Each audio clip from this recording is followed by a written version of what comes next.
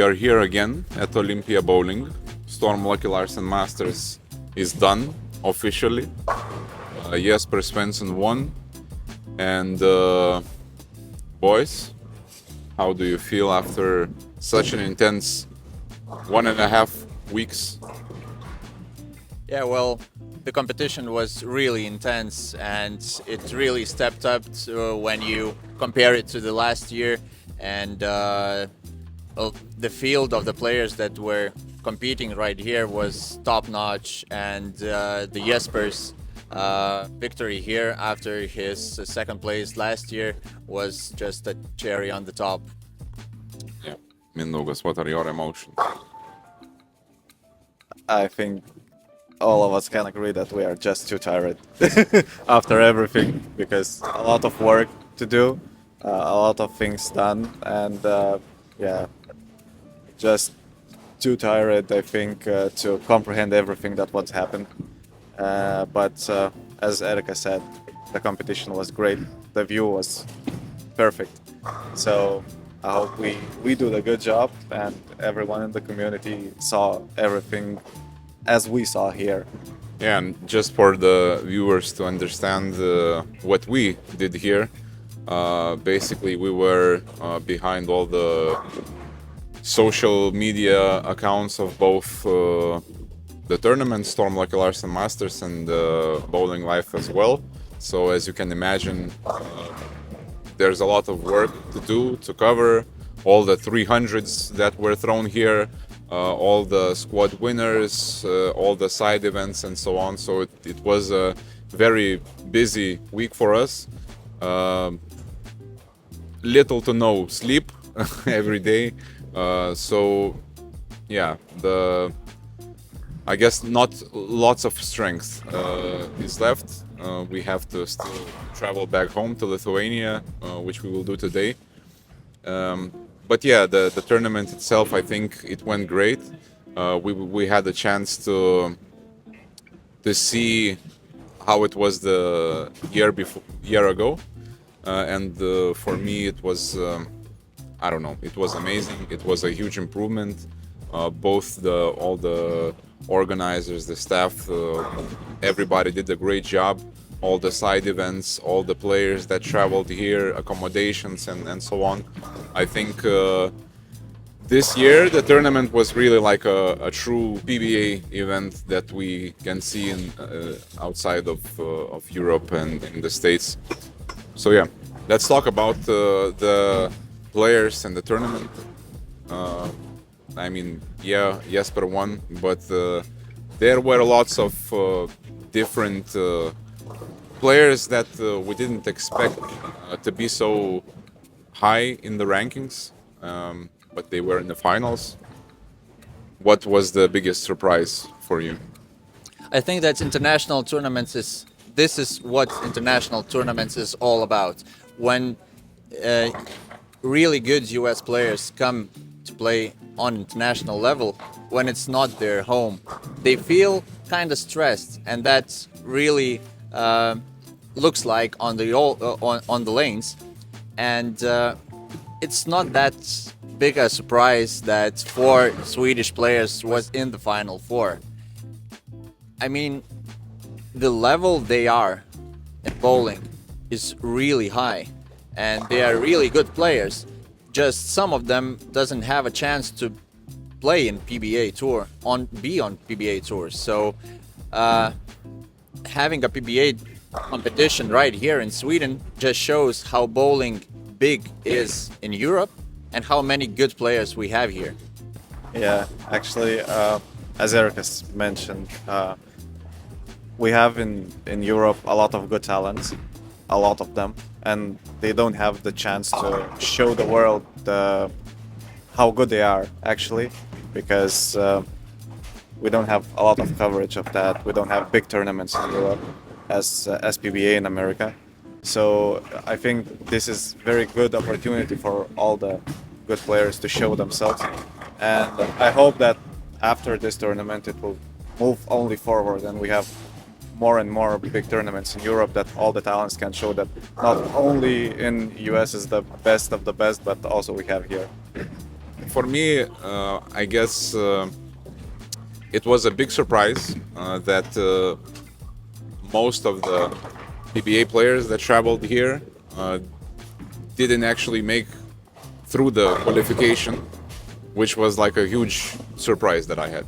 I mean, if they would, I don't know, fell down at that final steps or whatever, well, it's kind of, could be expected because like there were lots of Swedish players that went through and they have all the support here and so on, so it's kind of, they playing in their own ground. So maybe that could add like a bit more pressure on the PBA players. So, but to not see them in finals and like all the Anthony Simonsen, EJ Jansonas, the defending champion, Marshall Kent, I mean, lot of big names fell off. So it was a huge surprise, and traveling here, I really didn't expect that. And I don't know what that was. Was it the oil pattern? Was it the lack of concentration on their part or whatever? So that was a big surprise. Nevertheless, I'm really happy that European players really showed what they are worth. I think while there is a lot of talks that European bowling in general is like falling off and there is questions about its future in general, I think that the level of players that competed here shows us that that's not really true. We just need to fix some things commercial-wise, exposure-wise, but the skill is there, and I think that in the future, if all goes well, we could have really big tournaments and like really huge success in European bowling in general. You mentioned American players who were short to make the cut to the finals, but is it really a surprise? I mean, the competition, as we mentioned before, was really high. We excluded some bowling balls that were in Europe in all the competitions. So, well, Purple Hammer, for example, right? Anna Anderson said really good thing that European bowling looks like a one ball thing. If you don't have that ball in your bag, you're screwed. This competition shows that there is a lot of talent and it doesn't depend only on one bowling ball. And when you have a field where you can show your talent, which is not connected to one bowling ball, it shows that there's a lot of different angles, a lot of different oil pattern plays, a lot of different understanding how the lane works and how they can attack it. And when they do, they score a hell of a big score. And it's really hard for really good players to follow up. And then, naturally, we have some really good names, which are top-notch players back in the PBA Tour that cannot make the cut. So, does it surprise me a little? I kind of expected more from them, but it's not a big surprise that a lot of good European players made the cut instead of them. Well, this is just our opinion about how the whole event went, but we have another opinion from one of the organizers, Martin Larsen, who was speaking about the tournament and how it went. So let's hear him out. So the 2024 Storm Lucky Larsen Masters is over. What can I say? I'm super tired, but also super happy. Jesper got his very well-deserved victory. We got the first Swede winning the tournament.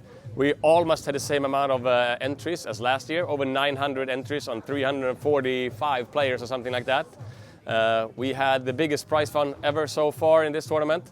And what can I say? We're going to rest a couple of weeks and then we'll start working again to make it even better next year.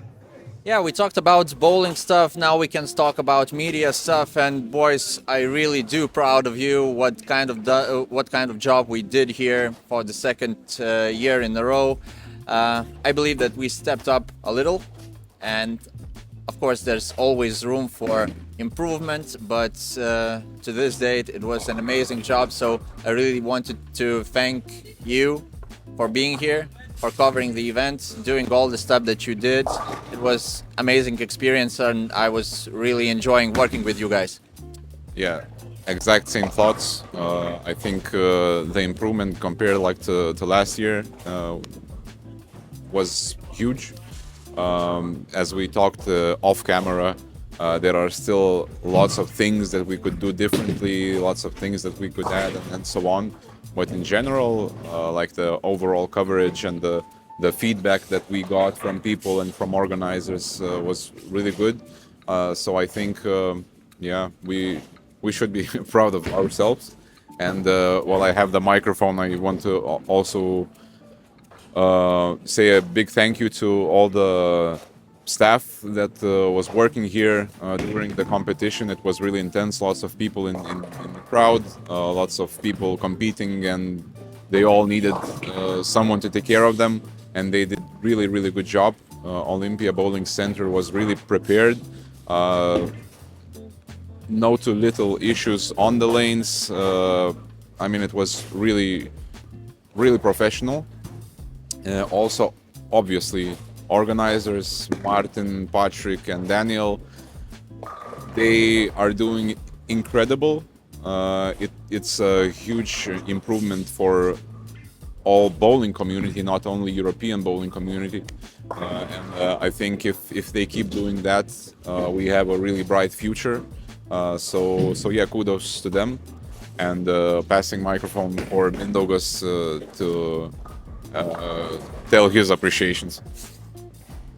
I feel the same as you too, but also, as you mentioned, we have the room for improvements. So maybe our viewers had some ideas how to improve. So you have suggestions, shout out.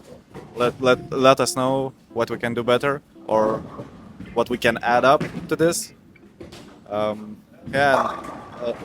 Also very thankful for the center staff because it was great. They was very warm and welcoming.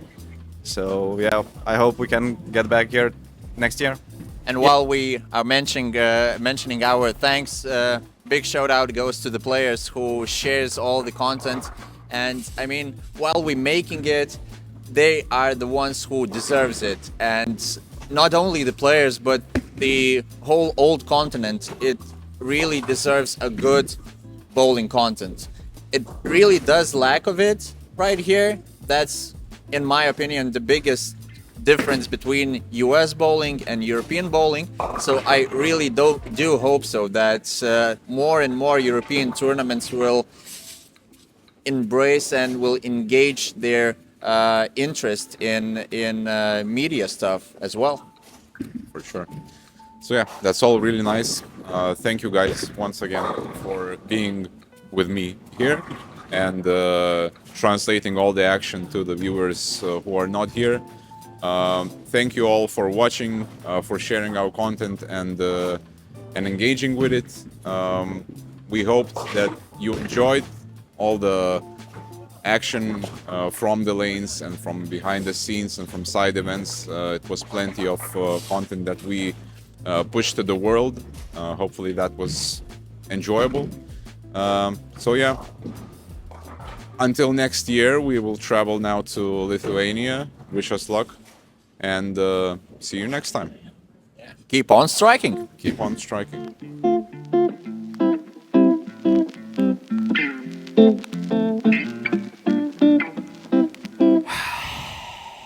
Thank you for watching this video. If you like more bowling related content, don't forget to subscribe and hit that notification bell so you don't miss the bowling related content.